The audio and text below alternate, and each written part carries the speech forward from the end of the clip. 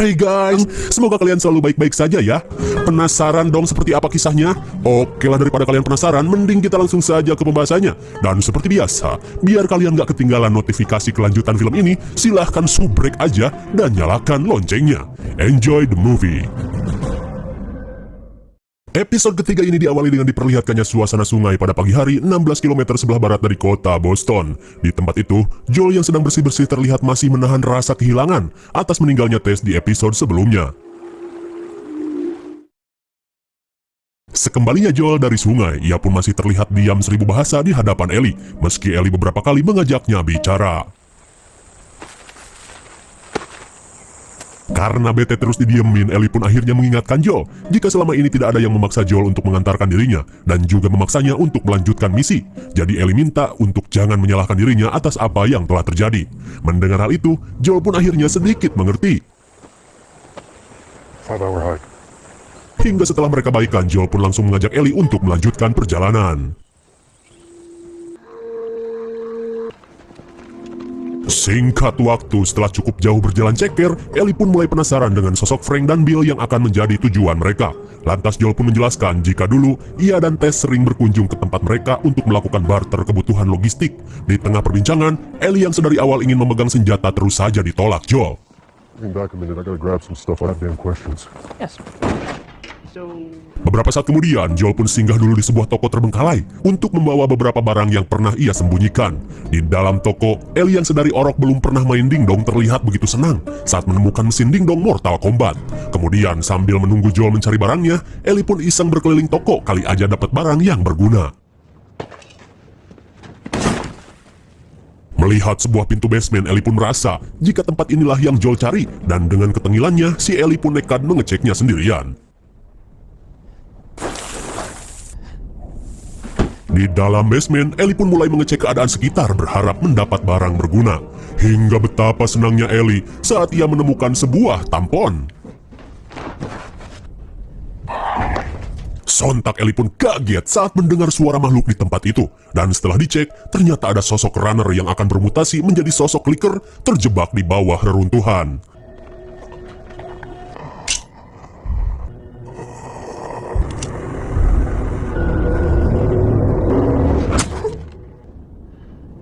Akhirnya, Ellie pun membebaskan penderitaan orang ini dengan cara menyucuknya. Di sisi lain, Joel akhirnya menemukan barang-barang yang ia sembunyikan dan mulai memanggil Ellie. Ellie.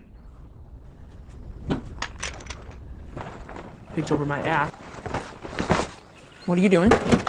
Melihat Joel menyimpan senjatanya, Ellie pun protes. Namun menurut Joel, senjata ini sudah tidak memiliki peluru, jadi sudah tidak berguna. Ya buat aku saja atuh senjatanya. Di tengah perjalanan, tiba-tiba Ellie kaget saat melihat bangkai pesawat di atas bukit. Dan karena seumur-umur belum pernah naik pesawat, Ellie pun iri kepada Joel yang pernah menggunakan pesawat. Singkat waktu, Ellie yang penasaran kembali menanyakan tentang awal mula wabah ini menyebar dan bagaimana bisa dunia ini hancur dalam satu hari saja. Ellie pun bertanya jika seseorang harus digigit untuk menjadi zombie, lalu siapa yang pertama kali menggigit? Monyet kah? Mendengar kekepoan Ellie yang begitu besar, Joel pun akhirnya menjelaskan meski ia pun sedikit ragu jika alasan paling masuk akal ialah Cordyceps bermutasi dan tidak hanya menyerang kelompok serangga saja. Mungkin di suatu tempat serangga-serangga yang terkena jamur menginfeksi bahan makanan, khususnya tepung terigu. Lalu tepung terigu itu dibuat roti, sereal, adonan kue, atau bahkan adonan bakwan. Lalu dijual di seluruh penjuru dunia. Hingga suatu ketika orang-orang yang memakannya mulai sakit, lalu terinfeksi dan mulai menggigit satu sama lain. Hingga di hari Jumat tanggal 26 September 2003, apokalips pun tak bisa dihindarkan. Joel pun menambahkan jika di tanggal itu pula dirinya berulang tahun, dan ia sangat beruntung tidak memakan kue ulang tahun. Mendengar penjelasan itu, Ellie pun akhirnya mengerti dan lebih manuk akal ketimbang digigit monyet. Dan setelah penjelasan itu, Joel yang menyadari sesuatu langsung menghentikan perjalanan. Ia pun mengajak Ellie untuk memutar jalan karena ada sesuatu yang tak seharusnya Ellie lihat di depan. Oh, jelas saja Ellie yang kepoan tidak akan mendengarkan larangan Joel.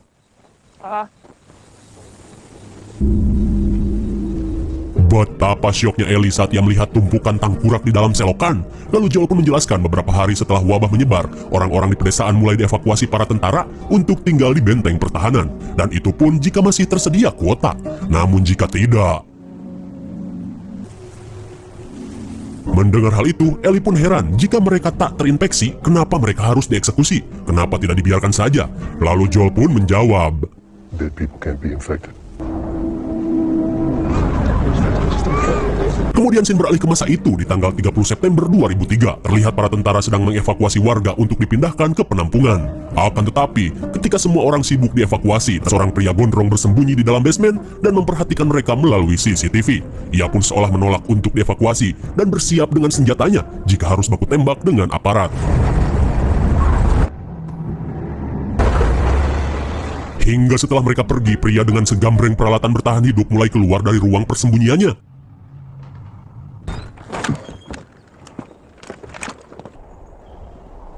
Dan akhirnya pria bewokan bernama Bill ini menjadi satu-satunya orang yang tinggal di komplek. Lalu dengan pengetahuan survivalnya, ia pun mulai ngelut untuk bisa bertahan hidup.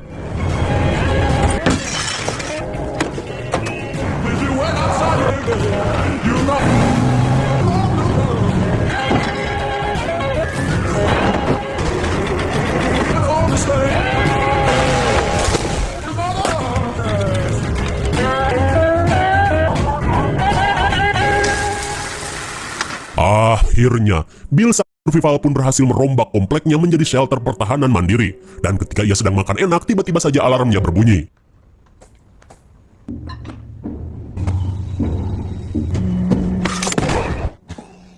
Ia pun terlihat begitu senang dengan segala pertahanan terbaiknya.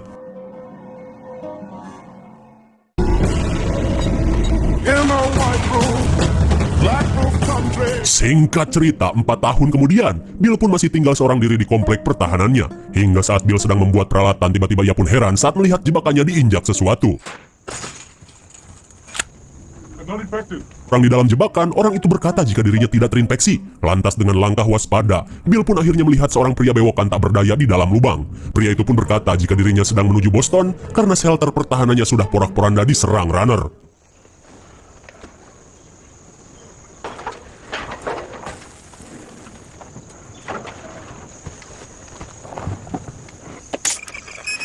Setelah memastikan pria ini tidak terinfeksi, Bill pun langsung menyuruh pria ini untuk pergi.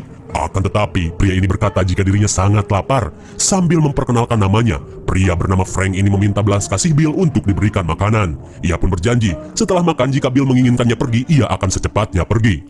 Dan ya, disinilah awal mula bertemunya Bill dengan Frank, yang akan menjadi partnernya beberapa tahun ke depan. Apa? Kalian pengen dibahas juga keseharian mereka?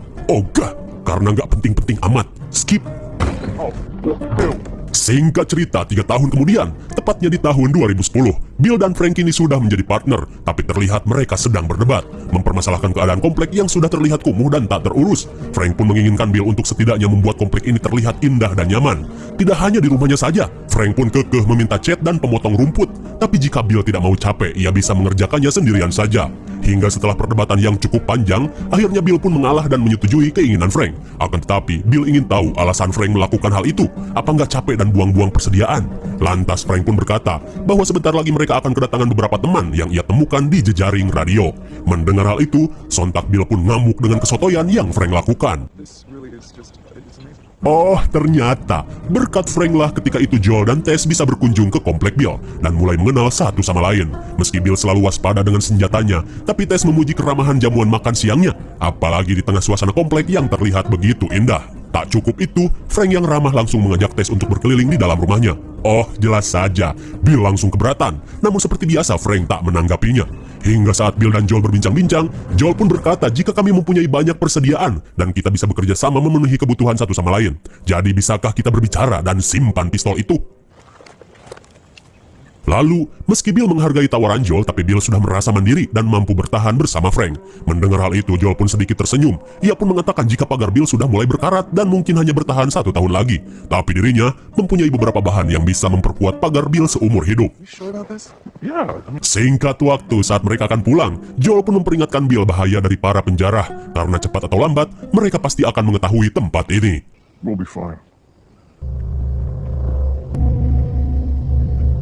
Singkat waktu, di tengah hujan badai, terlihat beberapa orang sedang mendekati komplek milik Bill.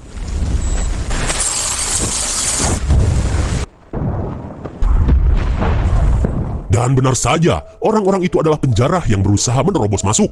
Di tengah kepanikan, Frank melihat Bill sedang melawan para penjara sendirian.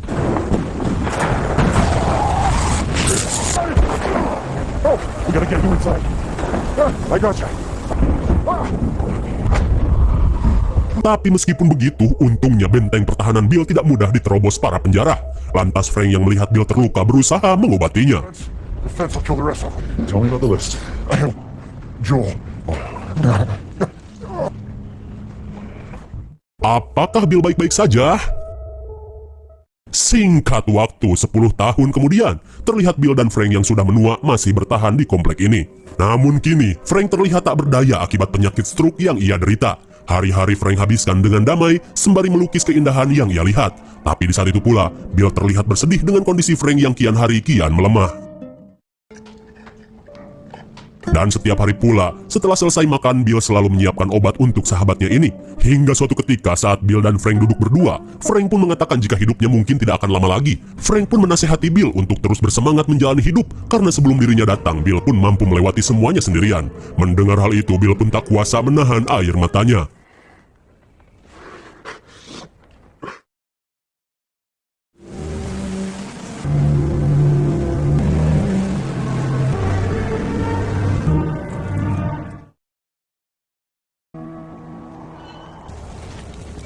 Kembali ke masa sekarang, akhirnya Ellie dan Joel tiba di gerbang Bill setelah bertahun-tahun lamanya tak berkunjung. Dan karena Joel sudah tahu kode gerbang, ia pun bisa dengan mudah memasukinya.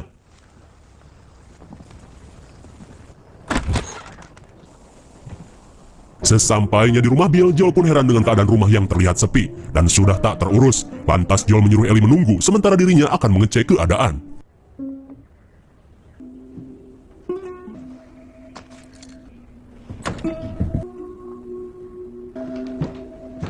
Saat Joel kembali, Ellie pun memberitahu surat ini berasal dari Bill. Di amplop pun tertulis, jika surat ini untuk siapa saja, tapi mungkin Joel. Di tengah keresahan, Joel pun bertanya, apakah mereka meninggal? Yah, mendengar hal itu, Joel pun semakin bersedih, sampai-sampai ia tak kuasa untuk membaca surat itu. Lalu ia pun menyuruh Ellie untuk membacakannya. Dan di surat itu tertulis 29 Agustus 2023. Joel, jika kau menemukan surat ini, tolong jangan memasuki kamar. Aku membiarkan jendela terbuka agar rumah ini tidak bau. Aku harap kau yang menemukan surat ini. Ambil semua peralatan yang kau butuhkan, kodenya sama seperti gerbang. By the way, sebenarnya aku menyukaimu sebagai teman dan juga menghormatimu. Kau dan aku sama, seorang lelaki yang penuh tanggung jawab untuk melindungi seseorang yang berharga. Aku meninggalkan semua persenjataan dan perlengkapan, dan gunakanlah hal itu untuk... Use them to keep. Oh my god! Sontak kesedihan Joel pun tak tertahankan saat Bill mengharapkannya untuk menjaga Tess yang kini sudah meninggal.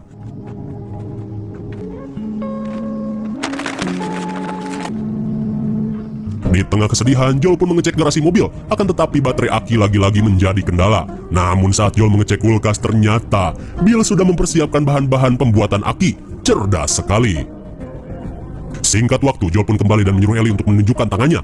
Lantas Joel pun berkata, kini ada 3 peraturan yang harus Ellie patuhi. Yang pertama, Joel minta untuk tidak membahas lagi tentang Tess. Yang kedua, Ellie tidak boleh menunjukkan bekas gigitan itu kepada siapapun karena mereka akan langsung menembak.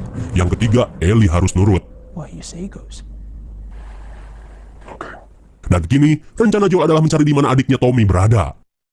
Beberapa saat kemudian, Joel dan Ellie memeriksa basement milik Bill. Sontak Ellie pun terperangah melihat semua peralatan milik Bill. Ellie pun sampai menyebut Bill sebagai orang jenius. Dan lagi-lagi, ketika Ellie melihat senjata yang banyak, ia pun meminta satu, tapi tetap ditolak.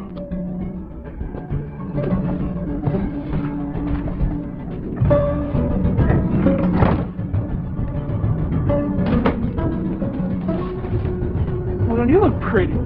Dengan gercep, Ellie pun membawa pistol itu sebelum ketahuan Joel. Dan saat mereka akan berangkat, Ellie pun terlihat begitu udik dengan memainkan segala macam yang ada di dalam mobil. Karena memang ini pertama kalinya Ellie naik mobil.